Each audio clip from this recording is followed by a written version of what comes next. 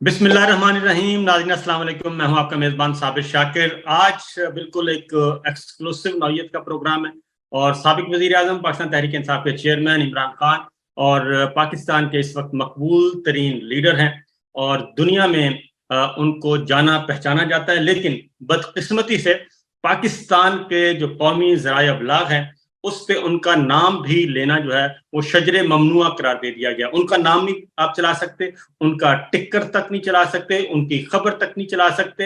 हाँ, अलबत्ता इमरान खान की जगह पे आप चेयरमैन पीटीआई कह सकते हैं, आप पार्टी हेड कह सकते हैं, लेकिन नाम नहीं ले सकते। और ये मजे की बात यह है कि ये हुक्म जो है, ये जो नाम लेने पर पाबंदी का हुक्म है, ये विफाकी हुकूमत पर भी है, ये वजीर आजम पर भी आयद है, ये विफाकी काबीना पे भी आयद है, यानी हुकूमत के ऊपर भी ये पाबंदी है। और अब कोई वजीर, कोई वजीर आजम और यहाँ तक के मरियम साहिबा जो है वो भी इमरान खान का नाम नहीं ले सकती। तो आज हमारे साथ हैं, बहुत अरसे के बाद, तवील अरसे के बाद आखिरी बार उनसे मुलाकात हुई थी 9 और 10 अप्रैल की दरमियानी शब, जब वजीर आजम हाउस में उनका आखिरी रात थी और हम भी इत्तेफाक से उधर ही थे। और जितने भी जर्नलिस्ट 5-7 लोग थे वहां पे, और उनके साथ जो सियासतदान यानी कि डॉक्टर शहबाज गिल, वो सब के सब जेरे अताब आए। तो ये भी एक अजीब इत्तेफाक है। उनमें हमारे शहीद अरशद शरीफ जो हैं वो अल्लाह ताला को प्यारे हो गए, उनको कत्ल कर दिया गया, सबसे एक्सट्रीम स्टेप उनके खिलाफ लिया गया। बहरहाल खान साहब सलाम अलैकुम। जी वालेकुम सलाम।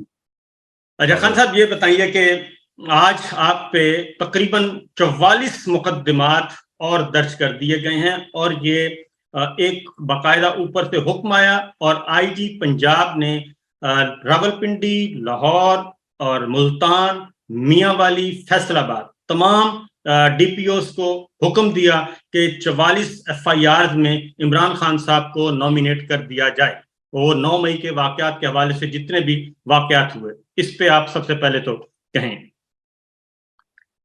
देखिए साहब, प्रॉब्लम पता है क्या है कि एक रियासत जो है ना वो चलती है इखलाकी कुव्वत के ऊपर, मॉरल अथॉरिटी।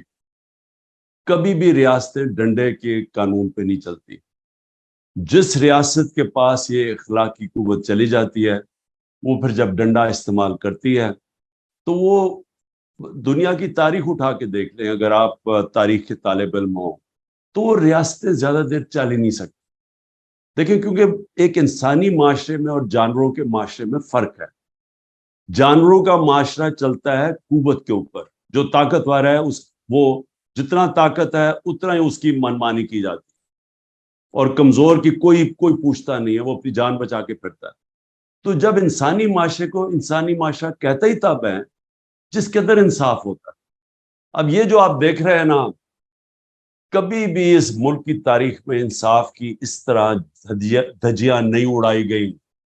लोगों की नजर में कभी भी एक नंगा होके, एक रियासत बिल्कुल नंगी होके, कोई किसी किस्म की ना इखलाकियात की उनको फिक्र है, ना इंसाफ की फिक्र है, ना उनके हमारे जो दीन के अंदर जो हमारी रवायतें हैं इस्लाम की, ना उसकी फिक्र है, ना इनको कोई कल्चरल नॉर्म्स की फिक्र है, ना कोई एथिक्स है। सिर्फ और सिर्फ एक वन पॉइंट एजेंडा है कि किसी ना किसी तरह इमरान खान को रास्ते से हटाना है।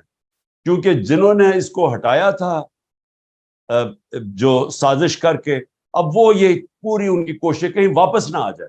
बस वापस ना आने के उसको रास्ता रोकने के लिए सारे मुल्क के इदारे तबाह किए जा रहे हैं। मुल्क की, जिस तरह मैंने कहा, इखलाकियात, हमारी अदलिया, उसके कहने नहीं, उसको उसको बिल्कुल कोने पे लगा दिया। यानी सुप्रीम कोर्ट के फैसले नहीं माने जाते, आइन के फैसले नहीं माने जाते, ऊपर से पुलिस से जो काम करवा रहे हैं वो आप सबके सामने है। घरों में घुस के तोड़ के लूट रहे हैं घर, बच्चों को उठा के लेके जा रहे हैं, औरतों को लेके जा रहे हैं।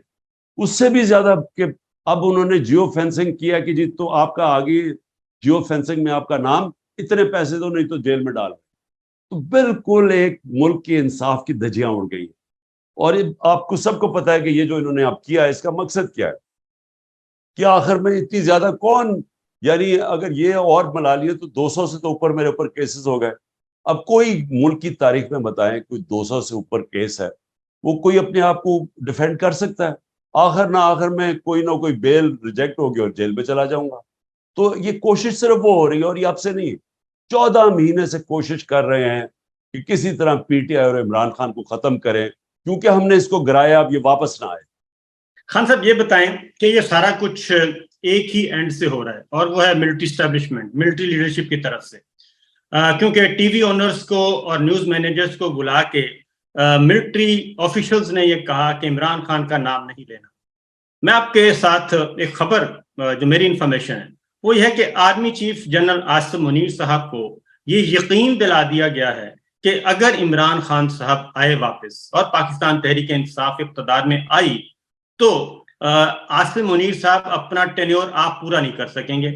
اب آپ کے پاس آپشن ہے, یا تو ان کو آنے دیں یا پھر آپ کنٹینیو کریں. تو یہ جو ایک بنیاد بیج بویا گیا ہے اس کو کیسے آپ ختم کر سکتے ہیں؟ کیونکہ اس سینڈ پہ کل علیم خان صاحب نے بھی یہی کہا انٹرویو میں, اور اس سے پہلے شہباز شریف صاحب بھی یہ کہہ چکے ہیں, خواجہ صاحب بھی یہ کہہ چکے ہیں, کیونکہ آپ کے جنرل عاصم منیر صاحب سے ذاتی تعلقات کشیدہ ہو گئے تھے. کوئی فائل آئی تھی, آپ نے جنرل عاصم منیر کو جب BDIS تھے تو آپ نے کہا کہ یہ آپ اپنی ڈومین میں رہیں, آپ اپنی حدود سے باہر نکل رہے ہیں. یہ ساری کانسپریسی پیچھے چل رہی ہے, اور اب یا آپ کا اقتدار میں آئیں گے یا پھر جنرل عاصم منیر صاحب کنٹینیو کریں گے. دیکھیے صاحب, سب سے پہلے تو ایک چیز کلیئر ہو جائے کہ پاکستان کو ایک مضبوط فوج کی ضرورت ہے.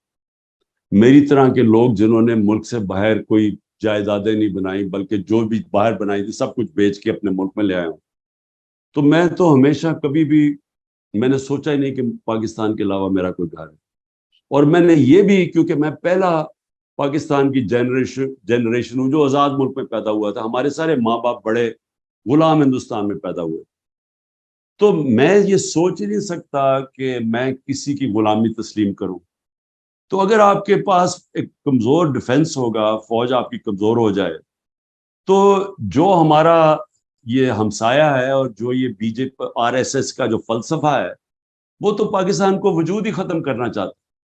تو ہماری تو کوشش, اور میں جب اقتدار میں بھی تھا تو ہمیشہ کوشش کرتا رہا کہ ہمارا ڈیفنس کمپرومائز نہ ہو, تو ہمیں مضبوط فوج کی ضرورت. تو پہلے تو میں یہ کلیئر کر دوں کہ جب بھی کوئی کسی فوج کے کسی آدمی کی تنقید کرتا ہے تو ایک دم اس کو ایک دم کر دیتے جی وہ ملک کے شہدا کے خلاف ہے, وہ ملک کی ڈیفنس کے خلاف ہے, وہ غدار ہے اس ملک کا.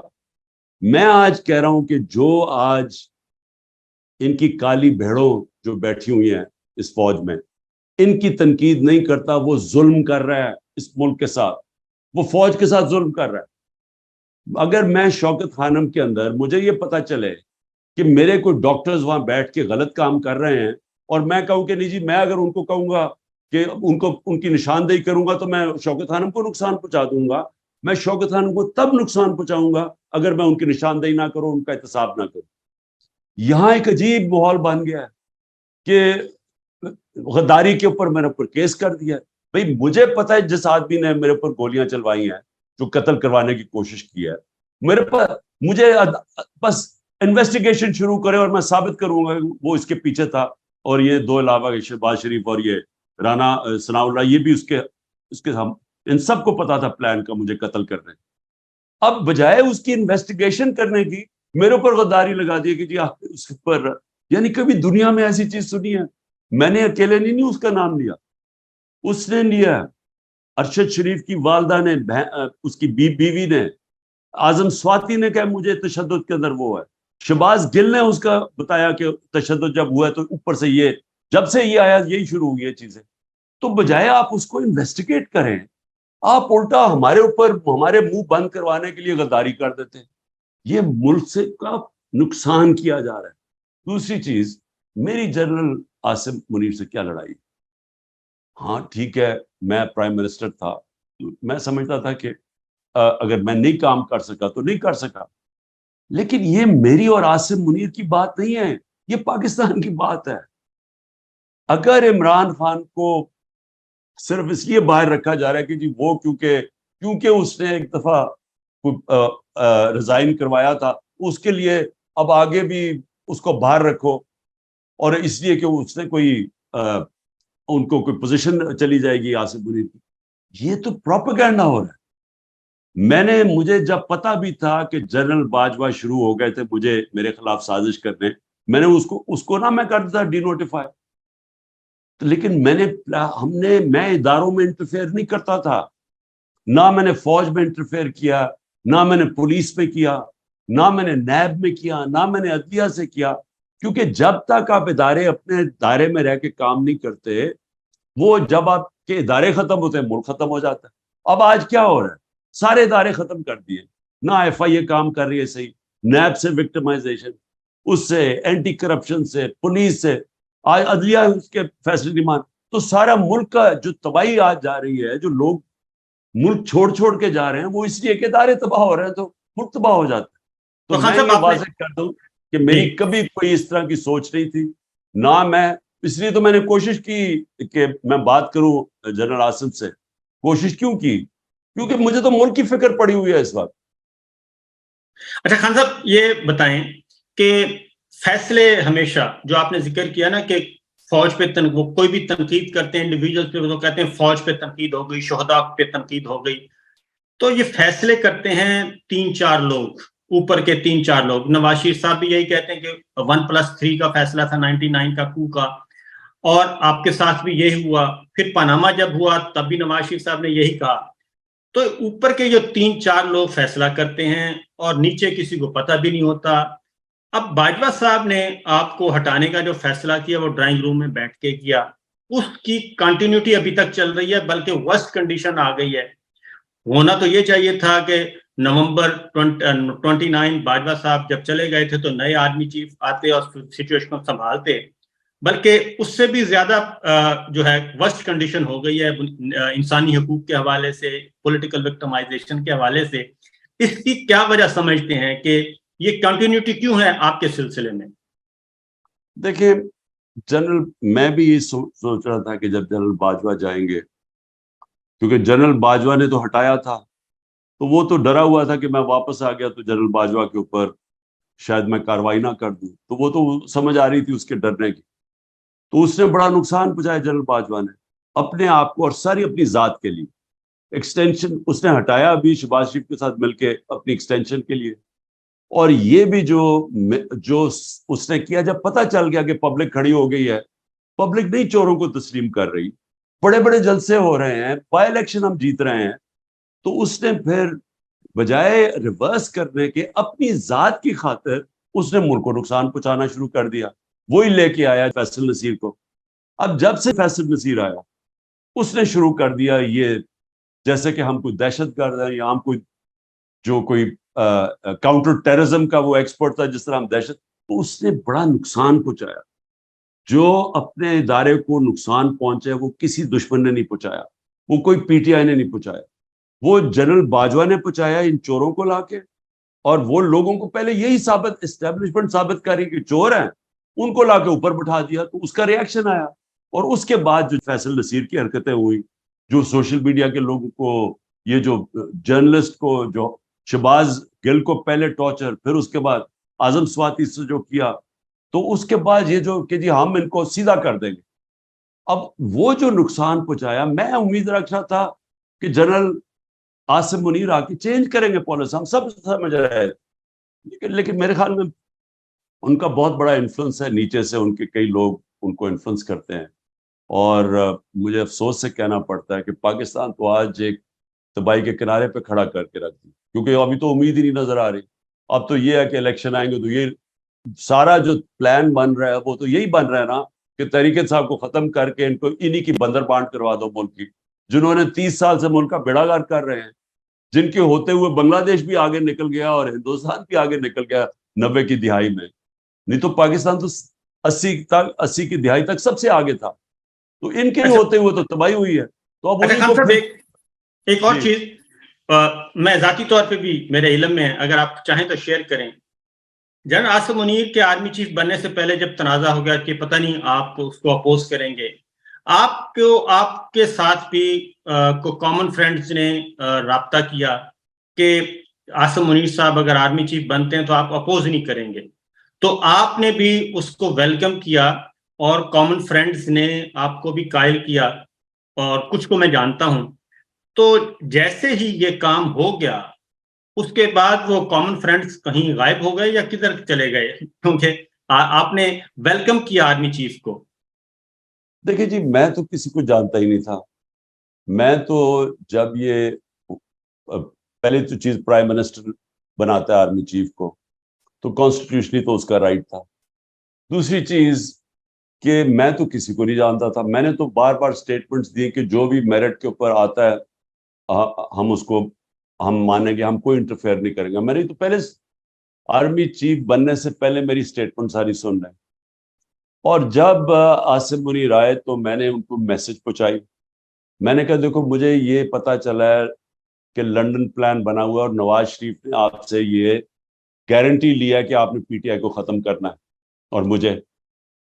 تو میں نے کہا مجھے یہ میسج ملی ہے, یہ ان کے بننے سے پہلے میں نے وہی جو کامن فرینڈ کی بات کر اسے میسج پہنچائی. اس نے آگے سے کہا, انہوں نے کہا بالکل فکر نہ کرو, کوئی ایسی چیز نہیں ہو. بہرحال ہم نے تو ویسے بھی روکنا نہیں تھا. تو ڈاکٹر ابھی مجھے یہاں ملنے آئے اور ہم نے فیصلہ کیا, ہم نے کہا ٹھیک ہے ہم اپوز نہیں کریں گے. لیکن مجھے افسوس سے کہنا پڑتا ہے کہ جو اس کے بعد ہوا وہ چھوڑیں کہ عمران خان سے کیا ہوا, میرے گھر پہ یہ جو اٹیک ہوئے اور یہ جو سب کچھ مجھے دوسری طرف میرے اوپر قتل کا کوشش کی گئی, ایک اور پھر کوشش پلان بنا ہوا تھا, وہ چھوڑے. میں ملک کی بات کر رہا ہوں کہ آج صرف ملک دیکھنے کدھر کھڑا. مجھے صرف یہ بتا دیں کہ یہ ہو سکتا ہے کہ ایک ملک جو 6% کے اوپر 6.1% کے اوپر گرو کر رہا ہو, ورلڈ بینک تعریف کر رہا ہو, وہ IMF تعریف کر رہا ہو کہ پاکستان میں سسٹینیبل گروتھ ہو رہی ہے, معاشی طور پہ آگے جا رہا ہو, اور ایک دم 1 سال کے اندر آج ملک گھٹنوں پہ ہے, بے روزگاری بڑھ گئی ہے. انہوں نے $3 ارب لیا ہے IMF سے اور بڑا خوش ہو رہے ہیں. تو $7 ارب کی ڈالروں کی کمی ہو چکی ہے 1 سال میں. یعنی جو ہم ایکسپورٹس پہ جو نقصان کم, ایکسپورٹس کم ہوئی ہیں اور جو ریمیٹنسز کم ہوئی ہیں, وہ $7 ارب کم ہوا ہے ہمارے دور سے. تو $7 ارب کم ہو کے $3 ارب کا قرضہ لے لیا. یعنی آپ کی دولت سکڑتی جا رہی ہے, آپ کی آمدنی سکڑتی جا رہی ہے اور قرضے بڑھتے جا رہے ہیں اور خوشیاں منا رہے ہیں سارے. تو یہ جو ملک کا حال کیا ہے, کوئی تو اس کا ذمہ دار ہوگا, اور میڈیا کو کنٹرول کر لیا. وہی میڈیا جو شور مچایا کرتا تھا کہ جتنی مہنگائی ہوگی, آج 38% مہنگائی ہے پاکستان میں, ہماری 12%, 12.2 یا 3 پہ. سارا میڈیا شور مچایا ہوا تھا کہ تباہ ہو گیا ملک. آج چپ کر کے میڈیا بیٹھا کنٹرول میں آ گیا. آج کوئی بات نہیں کر رہا ہے کہ بے روزگاری کتنی ہے, آج کوئی نہیں بات کر رہا ہے کہ عام آدمی, تنخواہ دار آدمی کا کیا حالات ہے, بجلی کے بل کدھر چلے گئے ہیں, لوڈ شیڈنگ کتنی ہو گئی ہے. یہ سارا میڈیا چپ کر کے بیٹھا ہوا ہے. اچھا خان صاحب یہ بتائیں کہ میڈیا تو خاموش ہے, وہ تو بہت بڑے بڑے نامور لوگ جو ہیں وہ بھی خاموش ہو گئے ہیں. اگر آپ کے ساتھ پلان یہ ہے, جو ہمارے پاس انفارمیشن ہے, کہ جیسے ہی جسٹس قاضی فائز صاحب آئیں گے, وہ چیف جسٹس آف پاکستان بن جائیں گے, اس کے بعد الیکشن کی ڈیٹ اناؤنس ہو اور الیکشن شیڈول بھی ان کے آنے کے بعد آئے, تاکہ نواز شریف صاحب کی سزائیں, بقول ان کے, یہ PMLN کی ہے, کہ نواز شریف صاحب کی سزائیں ختم ہو جائیں گی, ان کی سزائیں ختم ہو کے وہ کوالیفائی کر لیں گے اور آپ کو ڈسکوالیفائی کر دیا جائے گا.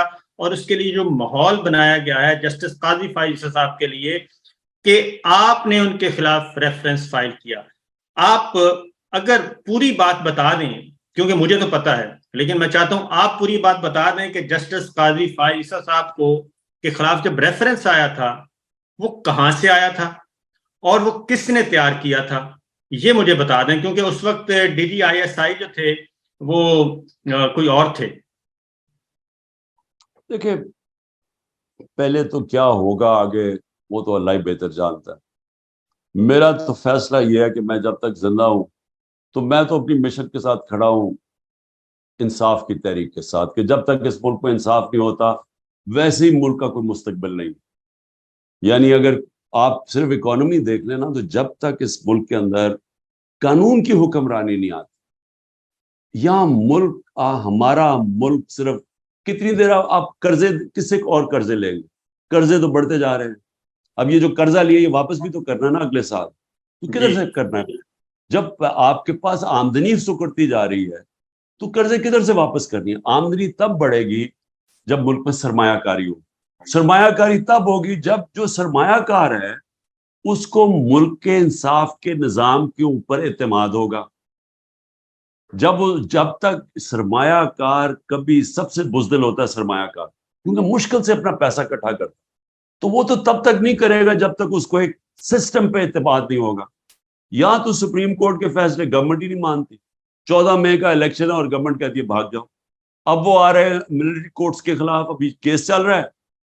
تو گورنمنٹ کے وزیر کہہ رہے ہیں جی اگر ملٹری کورٹس کے خلاف فیصلہ آیا مانتے نہیں. تو جو سپریم کورٹ کا فیصلہ نہیں مانتے، کس نے اپنا پیسہ لے کے آ رہا ہے؟ تو ان کو سمجھ ہی نہیں آ رہی کہ ملک کا جو فیوچر ہے وہ ڈپینڈنٹ ہے گورننس، وہ آئے گی رول آف لا سے. اب آ جائیں جی کہ قاضی فائز عیسیٰ. میں قاضی فائز عیسیٰ کو زندگی میں کبھی نہیں ملا. میں جب ابھی نیا پرائم منسٹر بنا تھا، سامنے آ گیا کہ جی ان کی یہ 3 پراپرٹیز ہیں انگلینڈ میں. ابھی نواز شریف کو ڈسکوالیفائی ہوا تھا. میں نے اپنا سارا میرا عدالت پہ وہ لنڈن فلیٹ کا چلا جو میں نے 10 مہینے کوئی 64 جا کے ثبوت دیے ان کو، کدھر سے آیا پیسہ، خریدا کدھر سے، منی ٹریل دی کہ پیسہ میں وہاں سے بیچ کے حلال کے پیسے پاکستان لے کے آ رہا ہوں. لیکن میں نے پوری ٹریل دی. نواز شریف کے وہ لنڈن کے فلیٹس تھے. اب یہاں آ گیا کہ جی ان کے 3 باہر فلیٹس ہیں. کیا 3 راستے تھے، 3 ہی راستے تھے نا. یا میں یہ کہہ دیتا کہ جو قانون کے اوپر ہیں تو ہم کچھ نہیں کرتے، اگر وہ آئین میں لکھا ہوتا ہم کچھ بھی نہ کرتے. دوسرا یہ تھا کہ ہم کوئی ایکشن لیتے، وہ ہم نے نہیں لیا. ہم نے وہ کیا جو کہ تیسرا ایکشن تھا کہ جی عدلیہ خود ہی فیصلہ کر لے اس کے اوپر. وہ سپریم جوڈیشل کاؤنسل میں چلا گیا. میں یہ پوچھنا چاہتا ہوں کہ میری جگہ اور کوئی ہوتا تو کیا کرتا؟ اور مجھے تو لگا ایسے ہے کہ جناب یہ بڑا ایک ان کو برا لگا. لیکن میں تو قاضی فائز عیسیٰ صاحب سے پوچھتا ہوں کہ وہ میری جگہ ہوتے تو کیا کرتے؟ اگر ان کے سامنے یہ، یا تو آپ کہنا قانون کے اوپر ہے تو آپ کچھ نہ کرتے. اوپر سے لنڈن فلیٹس کے اوپر کہانی بھی آئی ہوئی تھی میری اور نواز. تو میں نے تو وہی کیا کہ آپ عدلیہ ہی فیصلہ کر. لیکن اس سے جہاں تک مجھے خبر ہے کہ ان کو یہ چیز بہت بری لگی، اور اس لیے لوگ یہ سمجھ رہے ہیں کہ جب وہ آئیں گے تو وہ بڑا کوئی انتقام لیں گے میرے سے. لیکن عدلیہ کے اندر تو یہ چیز ہوتی نہیں ہے. جج کی تو پہچان ہوتی ہے اس کی ججمنٹس. میرا اچھا برا کہنا یا کسی کا پبلک، وہ تو ڈپینڈ کرے گا کہ وہ کس طرح کے فیصلے کریں گے، اس کے اوپر ان کا نام اوپر یا نیچے جائے گا. ارے خان صاحب، آتے ہیں اب آپ کی پالیٹکس پارٹی کی طرف. آپ کے یہ مشکل ترین وقت آیا، پہلا مشکل وقت تھا، اور اس میں بہت سارے دودھ پینے والے جو مجنوں ہیں وہ آپ کو چھوڑ کے چلے گئے، اور ایسے ایسے کردار جن کو آپ نے بہت عزت دی، علی زیدی اور گورنر سندھ عمران اسماعیل، وہ چلے گئے، اور سیف اللہ نیازی صاحب چلے گئے. یہ جو لوگ گئے ہیں ان کے جو چلے گئے ہیں اور کچھ خاموش ہو گئے ہیں. شفقت محمود صاحب خاموش ہیں. ان کا مستقبل کیا ہوگا جب آپ واپس؟ کیا کوئی پالیسی چینج ہو سکتی ہے کہ جناب بس ٹھیک ہے عام معافی کا اعلان کرتے ہیں، یہ مشکل وقت تھا، چلے گئے، واپس لے لیتے ہیں ان کو؟ دیکھیے صابر، یہ بڑا مشکل اس کا جواب.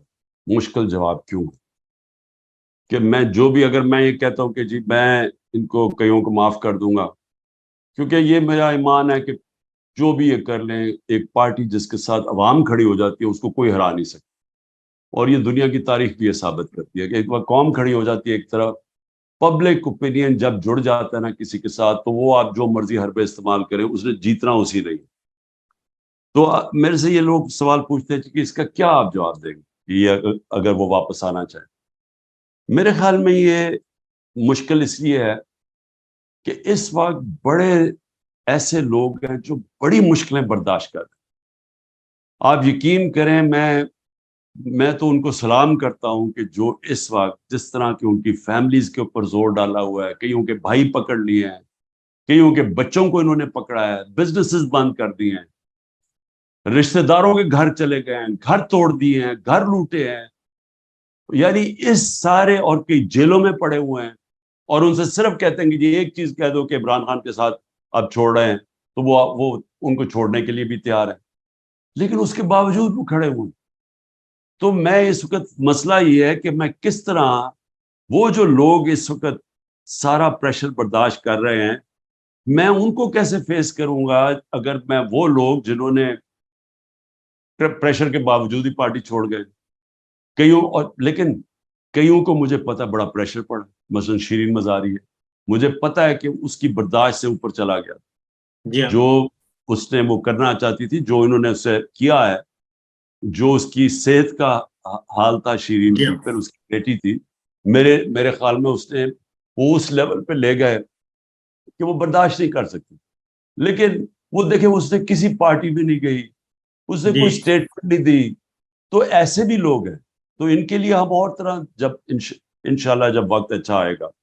لیکن اور یہ آسان نہیں ہے، اس کا یعنی فیصلہ کرنا آسان نہیں ہے. دوسری جانب علی محمد خان ہیں، شہریار افریدی ہیں، میاں محمود رشید ہیں، چودھری پرویز الہی صاحب ہیں، یاسمین راشد ہیں، عالیہ حمزہ ہیں، عمر سرفراز چیمہ ہیں، اعجاز چودھری ہیں، عامر ڈوگر ہیں، فردوس شمیم نقوی ہیں. یہ بھی تو خان صاحب فیس کر رہے ہیں نا، جبکہ یہ جو جتنے بھی میں نے دودھ پینے والے مجنو ہیں وہ بالکل آرام سے چلے گئے، یہ سب لوگ فیس کر رہے ہیں. تو ان کے بارے میں آپ کیا کہیں گے؟ خاص طور پہ میں چودھری پرویز الہی صاحب کے بارے میں آپ سے بات ضرور کروں گا. جی میں سب سے زیادہ تو حیران ہوں چودھری پرویز الہی پہ، کیونکہ اس عمر پہ، اور مجھے جو پتا ہے کہ انہوں نے جان کے جیل میں ان کے لیے بڑی سخت کنڈیشنز رکھی ہوئی ہیں، وہ سب کچھ برداشت کرنا، تو میں تو سلام کرتا. میں نہیں سمجھتا تھا کہ وہ اس طرح کا جو سختی ہے وہ کر سکیں گے. اور پھر جب سارے آپ نے نام لیے، دیکھیں آج شہریار افریدی سے جو کیا، اس کی بیوی کو پکڑ لیا، پھر ایک دوسری جگہ بیوی پکڑنے، اس کو بچوں کے ساتھ پکڑنے کی کوشش کی. تو علی محمد جس طرح اس کے اوپر پریشر، اور پھر یہ میاں محمود رشید، اعجاز چودھری، عمر چیمہ، بیوی پکڑ لی اس کی، بیوی گئی عدالت میں، اس کو پکڑے جیل میں. یعنی یہ پہلے تو یہ ہماری ساری روایتوں کے خلاف. اسلام میں جب نبی صلی اللہ علیہ وسلم جنگ پہ جاتے تھے تو یہ تو اپنے ہیں نا، وہ دشمنوں کو کہتے تھے کہ آپ نے ان کی عورتیں، بچے اور بوڑھوں کو کچھ نہیں کہنا، یعنی حکم ہوتا تھا فوج کو. تو یہاں تو اپنے لوگوں سے وہ کر رہے ہیں جو کہ مقبوضہ کشمیر میں ہوتا ہے اور جو فلسطین کے ساتھ اسرائیل کر رہا ہے، ہمارے سے وہ کیا جا رہا ہے کہ عورتوں کے اوپر پہنچ گئے. تو یہ ساروں کی بڑی اسپیشل جگہ ہوگی، اور انشاءاللہ پارٹی میں بھی ان کی بڑی اسپیشل جگہ ہوگی انشاءاللہ آگے. اور سر یہ بتائیں کہ سینٹ آپ کے پاس ہے، سینیٹر موجود ہیں، محسن عزیز صاحب ہمیں کافی ایکٹیو نظر آتے ہیں، شہزاد وسیم بھی ہیں.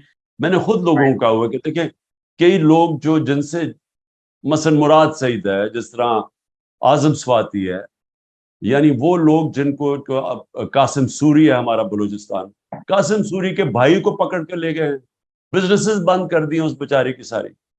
ایک بھائی کو لے گئے، دوسرا بھائی بھاگا ہوا ہے.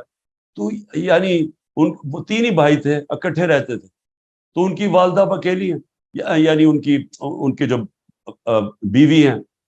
تو ان ساروں کے اوپر انہوں نے یہ اس طرح کا تشدد کیا ہوا ہے اور زور لگا رہے ہیں.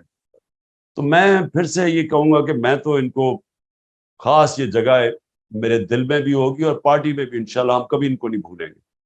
اچھا خان صاحب، آپ پہ پریشر ڈالا جا رہا ہے، پیغامات بھجوائے گئے پچھلے دنوں بھی کہ آپ پارٹی کی لیڈرشپ سے الگ ہو جائیں، یعنی آپ الیکٹورل پالیٹکس سے الگ ہو جائیں، الیکشن نہ لڑیں تاکہ وزیر اعظم نہ بن سکیں، پارٹی کسی اور کے حوالے کر دیں، یا پھر آپ باہر چلے جائیں، کچھ دیر کے لیے ریسٹ کر لیں اور یہ الیکشن ہو لینے دیں.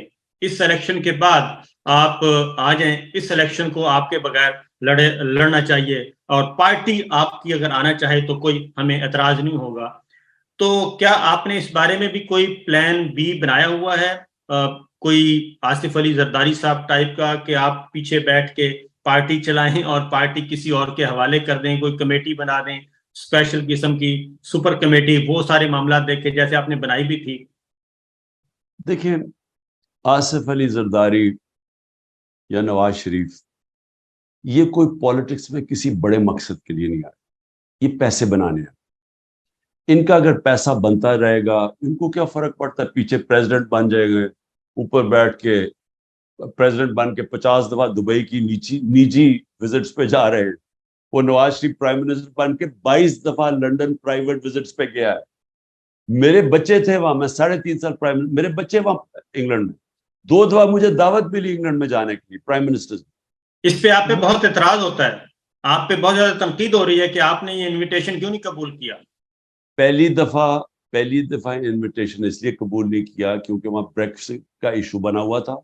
وہ ٹریزا میں ان کی پرائم منسٹر تھی اور ان کو بہت بڑا کرائسس آیا, تو مجھے دعوت تو دی, لیکن میں نے سوچا کہ وہاں تو ٹرانزٹ ہو رہی ہے گورنمنٹ, تو جب آپ باہر جاتے ہیں ملک سے آپ بڑا پیسہ خرچ کرتے ہیں, آپ کا جو سارا جو ٹرپ ہوتی ہے آپ ملک کے ڈالرز خرچ کرتے ہیں.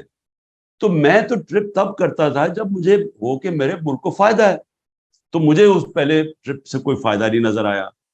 دوسری جو ٹرپ تھی وہ میں نے جانا ضرور تھا, بورس جانسن نے خاص مجھے بلایا, لیکن میں اس لیے نہیں گیا کہ یہاں ایک وہ ہو گیا ٹی ایل پی کا کوئی ان کا مارچ ہو رہی تھی اسلام آباد میں, وہ پولیس والوں کو پولیس والے انجرڈ تھے اس کے اندر, وہ بڑا ہو رہا تھا, اسلام آباد آ رہے تھے.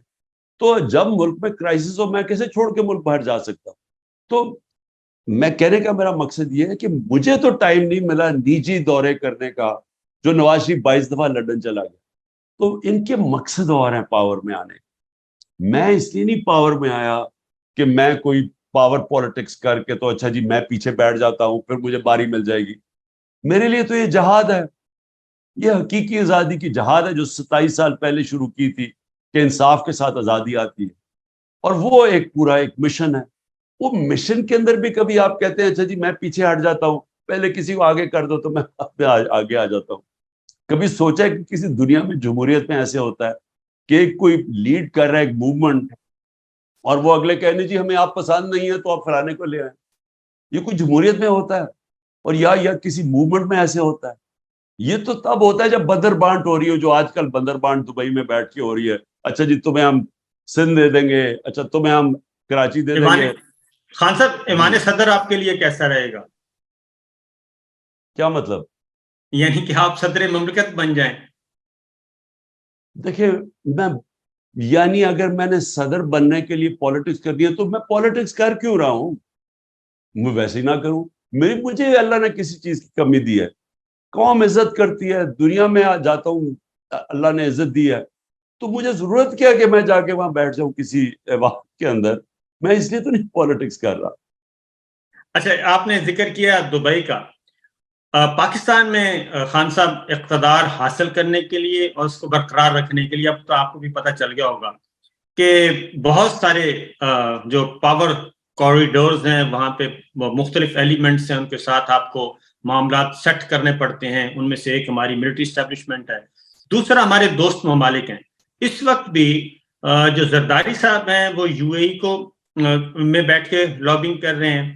نواز شریف صاحب یو اے ای اور پلس ہمارے سعودی عرب کے برادر ملک کے ساتھ رابطے میں ہیں, ان کے ذریعے کوئی نہ کوئی راستہ نکالنے کی کوشش کر رہے ہیں. اور اسی طریقے سے آپ کے بلاول اس وقت امریکہ میں ہیں, وہ وایا بائیڈن انتظامیہ کے ذریعے کوئی راستہ بنانے کی کوشش کر رہے ہیں. تو آپ کہ ان ممالک کے ساتھ خاص طور پہ ایم بی ایس اور یو اے کے ساتھ آپ کے اس وقت کیا مراسم ہے؟ کیا وہ اس میں انٹروین کریں گے کہ جناب عمران خان صاحب کو آپ مائنس کریں, بس ٹھیک ہے ان کے لیے راستہ ہموار کریں, ہماری ملٹری اسٹیبلشمنٹ کو کہیں گے وہ؟ دیکھیں صابر, اگر مجھے اور ملکوں کے کندھوں پہ چڑھ کے آنا پاور میں آنا ہے تو میں آنا ہی نہیں چاہتا. میں پاور میں صرف آنا چاہتا ہوں اگر پاکستان کی عوام مجھے الیکٹ کرے. اگر وہ الیکٹ نہیں کرتی, میں آپ کو یقین دلاتا ہوں کہ میں اپنی زندگی سے بڑا مطمئن ہوں, مجھے کسی چیز کی کمی نہیں ہے. ان لوگوں کو تو ہے نا کہ انہوں نے تو زندگی میں کبھی مجھے تو اللہ نے سب کچھ دکھا دیا. میں تو وہ اللہ نے شہرت میری سوچ سے بھی زیادہ, دنیا میں عزت, یعنی مجھے کس چیز کی کمی ہے؟ آپ یقین کریں کہ میرے جو 3.5 سال پرائم منسٹر کے تھے میرے اتنے مشکل تھے, کیونکہ میں نے اپنی میں کی نفی کر کے پرائم منسٹر بنا. جو چیزیں میں چاہتا تھا, جو آزادی, میں ایک آزاد آدمی ہوں, میرے شوق کیا تھے؟ پہاڑوں پہ جانا, ٹریکنگ کرنا, یعنی میرے اور طرح کے شوق. میں پھنس گیا کمرے کے اندر, صبح سے جا کے شام تک واپس. اب وہ ویکینڈ آئے تو جو چھٹی کا دن تھا اس دن ویسے کام سارے. یعنی میں تو 3.5 سال چھٹی نہیں لی, صرف 5 دن کورونا میں بیمار ہوں, 1 دن چھٹی نہیں لی. تو اپنے میں کو ختم کر کے میں نے کیا تھا اپنے ملک کے لیے. تو مجھے کوئی ضرورت نہیں ہے پوزیشن کی, مجھے کوئی پرائم منسٹر کا شوق بننے کا نہیں ہے کہ میں جا کے جی گاڑیوں کے آگے پیچھے، بلکہ میں تو ایک اور طرح کا آدمی ہوں. میں تو اکیلے پن میں ٹائم گزارا ہے. میرے شوق ہی سارے اور ہیں. میری ٹریکنگ اب وہ کر ہی نہیں، جب سے پرائم منسٹر بنا ہوں ٹریکنگ ہی نہیں کر سکتا. یعنی جو پہاڑوں پہ مجھے جو ایک ہی تو جی. میرا اصل شوق رہ گیا، یا وہ شکار ہوتا تھا وہ تو ختم ہی ہو گیا. اچھا، چین کا میں آپ سے ایک سوال کروں گا، کیونکہ 5-7 مئی کو چین کے وزیر خارجہ پاکستان آتے ہیں اور بلاول بھٹو کے ساتھ کھڑے ہو کے کہتے ہیں کہ پاکستان کے اندر پولیٹیکل پلیئرز آپس میں بیٹھیں اور سیاسی استحکام لے کے آئیں اور تمام سٹیک ہولڈرز لے کے آئیں، کیونکہ چین کا کنسرن تھا. تو بجائے اس کے کہ استحکام لایا جاتا، اس کے بعد فوری طور پہ آپ کی گرفتاری ہو جاتی ہے اور آپ اس کے بعد پھر 9 مئی بھی ہو جاتا ہے. دیکھیں اس وقت کیا ہو رہا ہے، اسٹیبلشمنٹ اور یہ ساری پی ڈی ایم پارٹی، یہ سب مل کے 1 پوائنٹ ایجنڈا پہ ہے، اور وہ ایجنڈا یہ ہے کہ عمران خان کو باہر رکھنا. اب عمران خان کو باہر رکھنے کا مطلب کہ ملک کی جو سب سے بڑی سیاسی جماعت ہے اس کو آپ نے باہر رکھنا، اور باہر کیسے رکھنا، اس کو ختم کریں. ختم کیسے کر رہے ہیں؟ یہ جو 9 مئی کا سارا ڈرامہ تھا، اب یہ جس وقت مجھے موقع میں کہتے ہیں جی ملٹری عدالتوں میں عمران خان کو ٹرائی کرو، میں صرف ایک چیز چاہتا ہوں، مجھے ملٹری عدالتوں میں میرا ٹیلی وائزڈ ہو جو میں باتیں کروں گا. میں کوئی وکیل نہیں چاہتا، میں اپنا خود ڈیفینس کروں. میں یہ ثابت کروں گا کہ سارا پری پلان تھا. یہ پلان ہی یہ تھا کہ 14 مہینے سے کرش کرنے کی کوشش کر رہے تھے وہ، انہوں نے وہ 9 مئی کو استعمال کر کے تو یہ جو 48 گھنٹے میں 10,000 لوگوں کو پکڑ لیا. تو پہلے سے پلان ہوگا تو پکڑا تھا نا. جس پارٹی نے کبھی کوئی توڑ پھوڑ نہیں کی، جب گولیاں لگی تو نہیں کی، تو ایک دم جب انہوں نے جلانا گھرانا شروع کر دیا تو یہ پری پلان تھا. کہنے کی میں یہ کوشش کر رہا ہوں کہ یہ جو لوگ اوپر بیٹھے ہوئے اسٹیبلشمنٹ، اور یہ اس وقت پاکستان کا نہیں سوچ رہا ہے. وہ جو چائنیز نے جو بات کہی تھی وہ ملک کا سوچ رہا تھا. کوئی بھی آدمی آج پاکستان کا سوچ رہا ہے وہ ایک ہی چیز کہے گا کہ پولیٹیکل سٹیبلٹی لے کے آؤ. پولیٹیکل سٹیبلٹی آئے گی صاف اور شفاف الیکشن سے. اگر آپ صاف اور شفاف الیکشن نہیں کروائیں گے، جو بھی یہ حربے استعمال کر رہے ہیں، جو بندر بانٹ کر رہے ہیں، یہ ملک کو تباہی کی طرف لے کے جا رہے ہیں. دیکھیں ملک کو چاہیے بڑی سخت ریفارمز. کوئی بھی ریفارم نہیں کر سکتا جب تک پبلک اس کے ساتھ نہ کھڑی ہو. جب آپ ایک پبلک مینڈیٹ لے کے آئیں گے پھر ہی آپ ریفارمز کر سکتے ہیں. یہ 14 مہینے میں انہوں نے ملک کا تو جو ملک سے کیا کوئی دشمن بھی نہ کرے، تو اب انہی کو کہیں گے کہ یہ پھر سے ریفارمز کریں گے. یہ کیسے کریں گے؟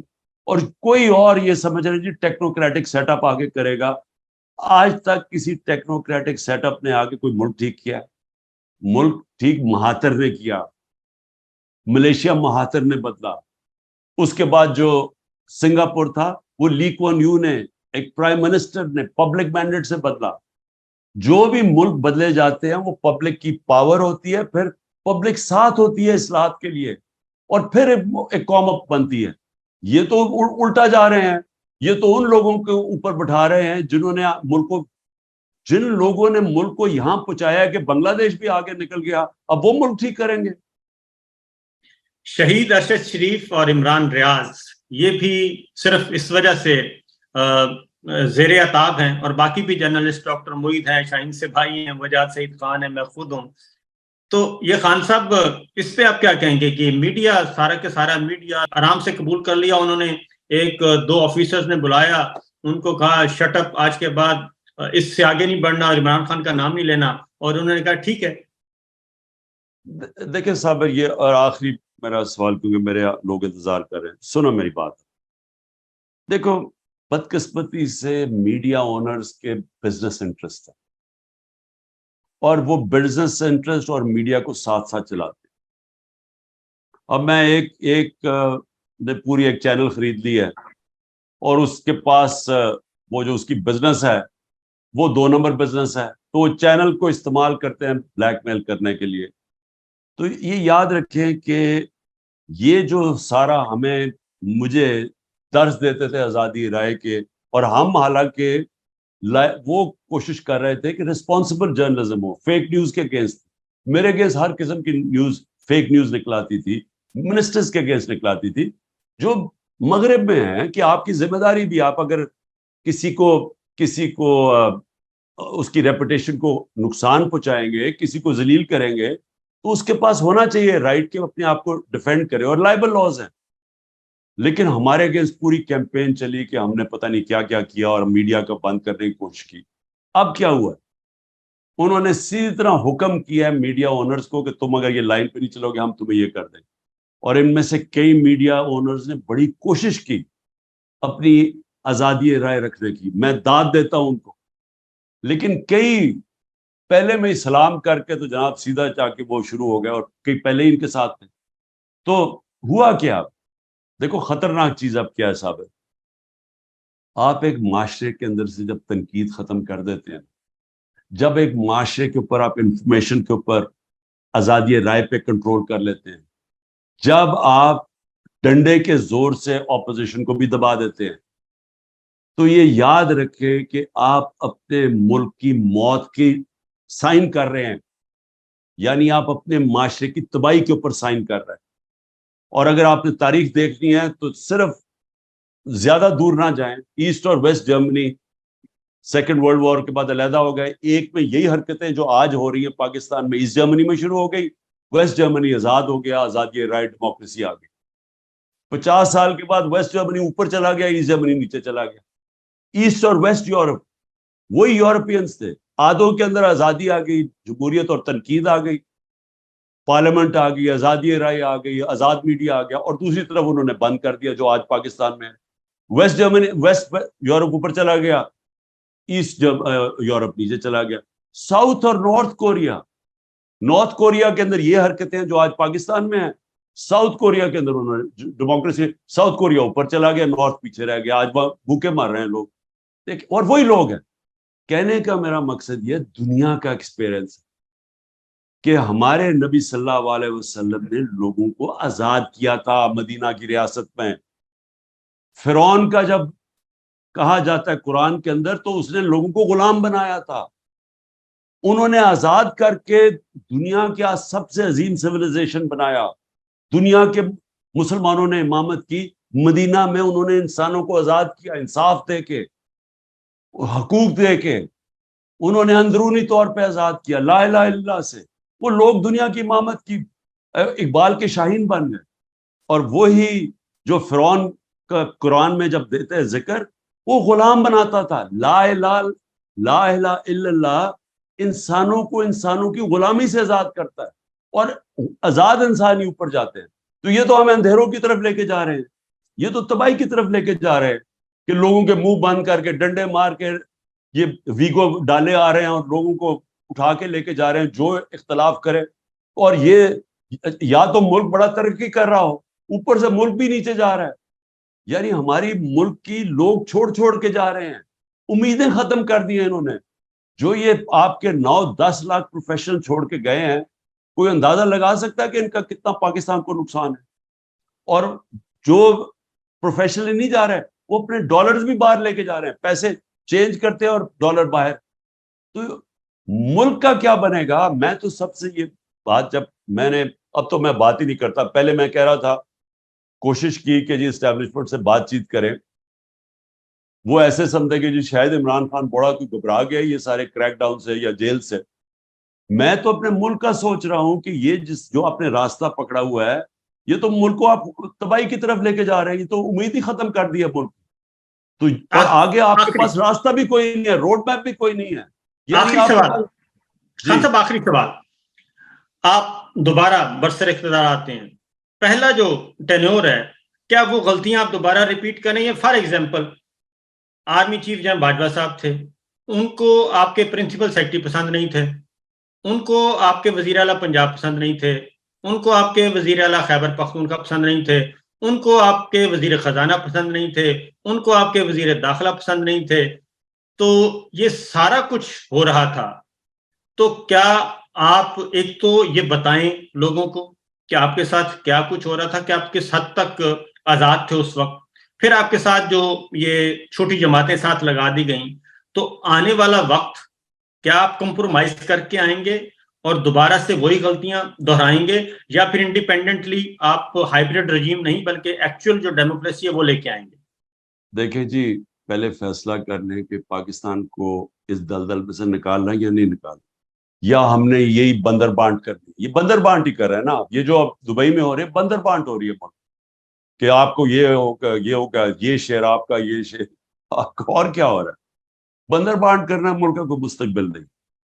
اس ملک کی اصلاحات کر رہی ہیں، بڑے فیصلے کر رہے ہیں، وہ پبلک مینڈیٹ سے ہوں گے، اور وہ تب ہوں گے جب کہ ایک کلیئر فیصلہ ہو کہ کیا ملک میں آپ نے قانون کی حکمرانی قائم کرنی ہے یا نہیں کرنی، یا آپ نے ایک لوگوں کو کہہ دینا ہے کہ جی آپ ملک میں قانون سے اوپر ہیں، آپ جو مرضی کریں، چوری کریں تو آپ کو این آر او مل جائے گا، آپ جو مرضی رات کو لوگوں کے گھروں کے توڑ کے اندر گھس جائیں، لیکن کیونکہ آپ طاقتور ہیں، آپ ایکس پرائم منسٹر کو بھی قتل کرنے کی کوشش کریں تو آپ کے ایف آئی آر نہیں کٹے گی. اگر تو یہ ملک چلانا ہے، آج میرے سے صابر سن لو، ملک کا کوئی مستقبل نہیں رہا. یہ ملک بڑی تیزی سے ہی ہمیں نیچے لے کے جا رہے ہیں، اور مجھے افسوس سے کہنا پڑتا ہے جس تیزی سے ہندوستان اوپر جا رہا ہے، خطرہ یہ ہے کہ وہ ملک تیزی سے اوپر جا رہا ہے جو ابھی امریکہ سے ڈیل کر کے آیا ہے، وہ نریندر مودی، جب اس نے تکبر میں کہا کہ جی پاکستان کو تو بھول ہی جاؤ، اپنے ہی بوجھ میں مرنے والا ہے. تو وہ ٹھیک کہہ رہا ہے کہ اگر ہم نے اسی طرح چلتے رہے ہم گئے. دوسری طرف یہ کہ دیکھیں پرائم منسٹر جس کو آپ ذمہ داری دیتے ہیں، جو پبلک سے مینڈیٹ لے کے آتا ہے، اتھارٹی اس کی ہوتی ہے. جنرل باجوہ کون ہوتا ہے کہنے والا کہ جی مجھے تمہارا پرنسپل سیکرٹری فلانا نہیں پسند تو سی ایم نہیں پسند؟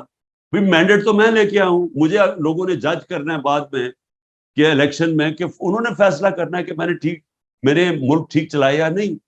تو جنرل باجوہ اگر اتنے بڑے جینیس تھے تو وہ جو یہ لے کے آئے یہ 14 مہینے کا یہ جو سیٹ اپ ہے، جنہوں نے ملک کا بیڑا غرق کر کے رکھ دیا ہے، تو وہ مجھے ذرا سمجھائے نا کہ یہ اسحاق ڈار کو وہ سمجھتا تھا بہت بریلینٹ ہے، اور یہ شہباز شریف کو.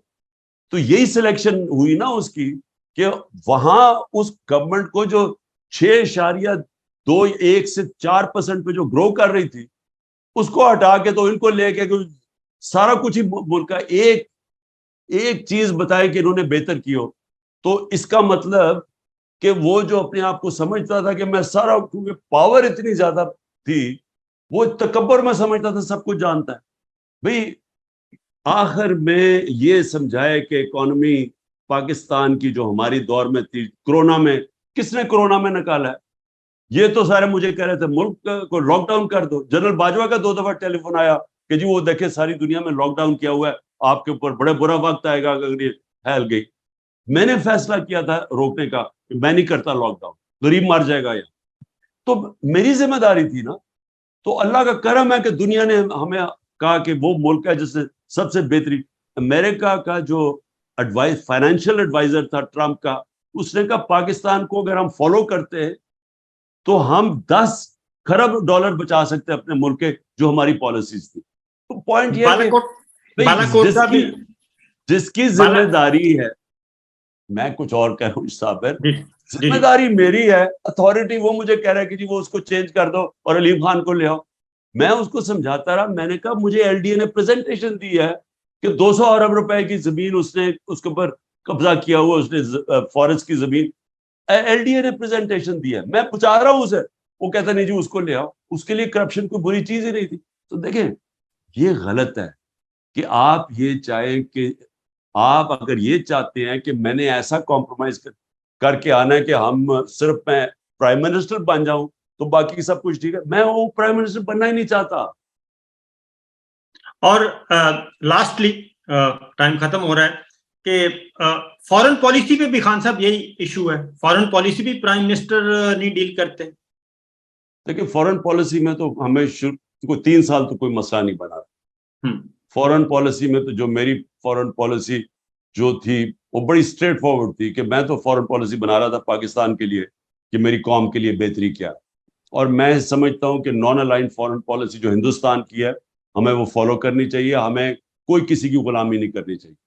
لیکن آخری 6 مہینے میں جنرل باجوہ کی کوئی اور ویوز وہ کہتے ہیں، مجھے کچھ سمجھ نہیں آئی کہ ہوا کیا اس کو. ایک دم وہ میں ڈیپ جاؤں گا نہیں. تو آخری 6 مہینے میں اس میں کوئی شک نہیں کہ وہ ایک دم ڈائیورجنس. لیکن 3 سال تک تو کوئی پرابلم نہیں تھا, فورن پالیسی پہ کنسنسس تھا. اوکے جی, تھینک یو بہت صاحب, شکریہ. بہت شکریہ.